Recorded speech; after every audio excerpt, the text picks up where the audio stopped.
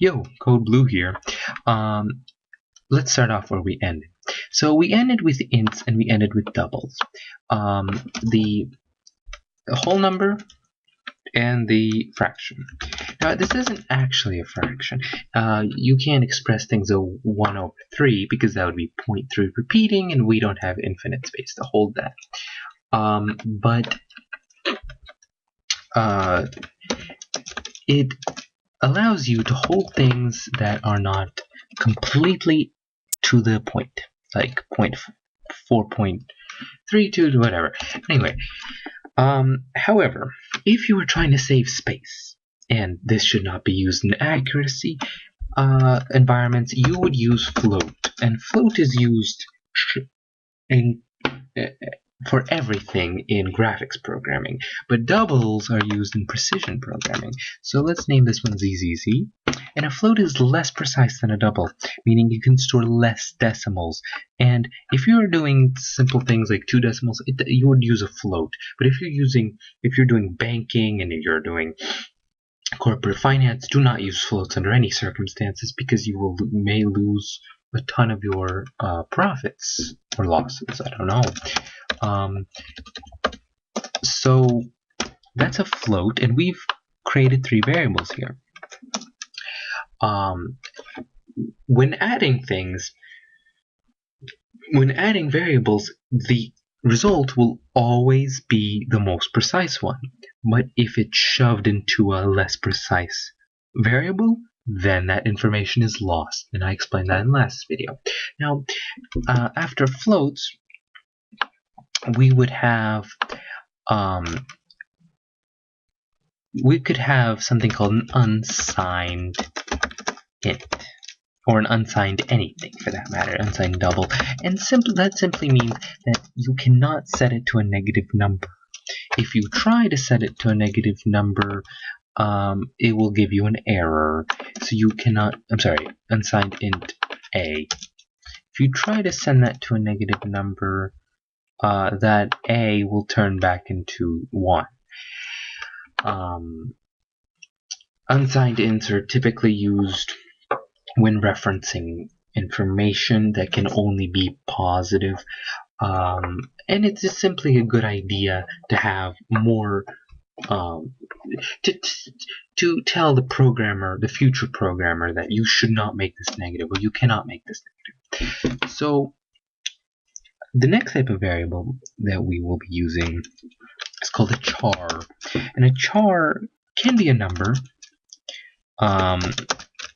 but it's represented as a number in the computer, but we see it as a character, and a character is just any one symbol that is used that you can see in the computer. So basically any key you have that is one symbol, like B, and we store every single one of these as 256 different values.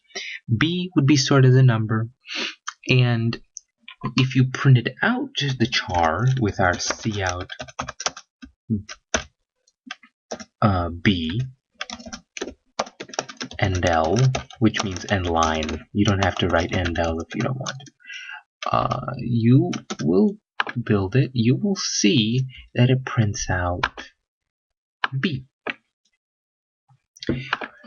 But if I said, okay, int, let's say BB equals B, and then we print out BB, the result would be that we would get a 98. Now you would say, where did the 98 come from? Well, Code Blue, well, listen, I'm an idiot.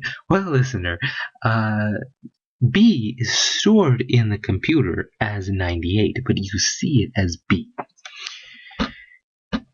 So there we have some various types. They're all used for very different things.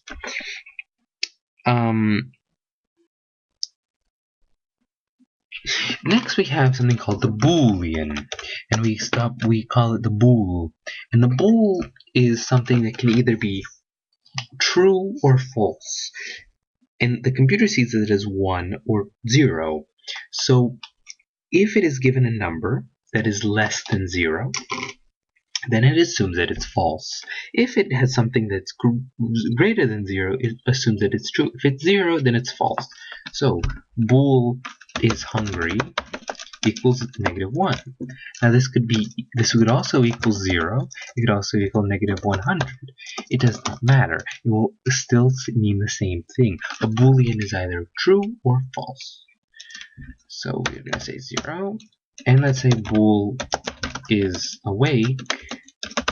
Hopefully, this could be a dream, I don't know, equals 1.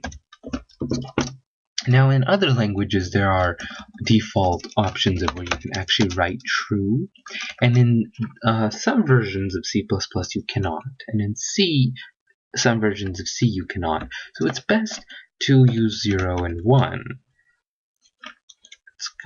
So, okay, so those are the Booleans. The Booleans are very helpful in checking things, and if you've ever thought about how people make decisions, the idea of a Boolean won't be that alien. The intuition is there, because it just means, is this true or is this false? Now let's do some math behind these different variable types. Actually, wait, no. We have to go over these two. We have the long. The long is a very long integer. It is something that can store a larger range of numbers. So an integer can store something like 2 billion to -2 billion.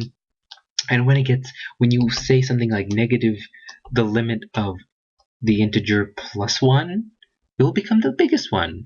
So that's how that works. But longs have a much bigger range. I don't know what it is, but you can store stuff like, I don't know, the height of Mount Everest in inches. No. In nanometers, something like that.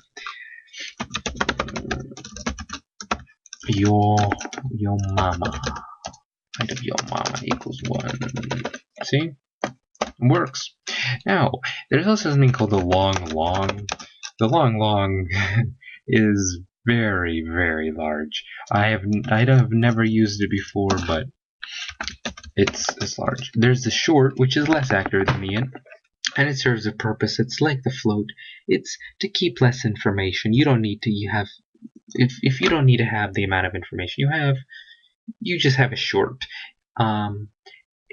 It's not completely useless, but it's used typically when you have a specific limit of the amount of bytes you need. Typically you won't be making the shorts, you'll be using them for different applications. So let's say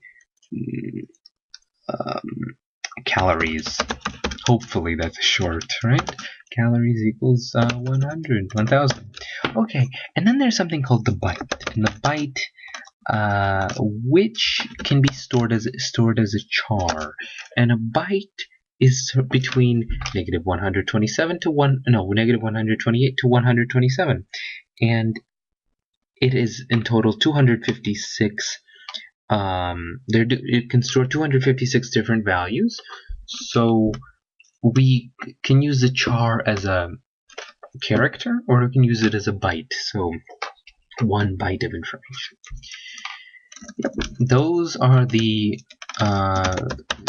different variable types, and next we're going to be doing the math behind these variable types. See you soon. Have a nice day.